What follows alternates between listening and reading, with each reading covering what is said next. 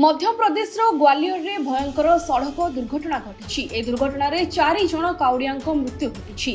एपरी अघटन एक द्रुतगामी कार घटाई जनापड़ी। सूचना पाई तुरंत पुलिस घटनास्थल में पहुंची मृतदेह को उद्धार कर पोस्टमार्टम पठाई। सूचना अनुसार एक द्रुतगामी कार 4 जन काउड़िया चापी देइथिला। दुर्घटना घटाई से समय कार अलटी घाई को खसी पड़ता।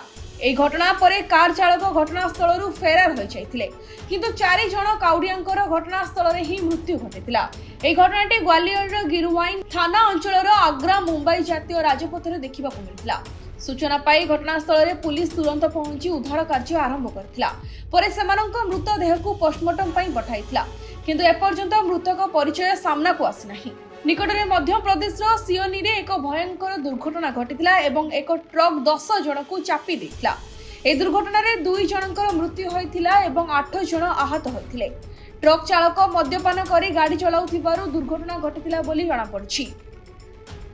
ब्यूरो रिपोर्ट, जेबीआर समाचार।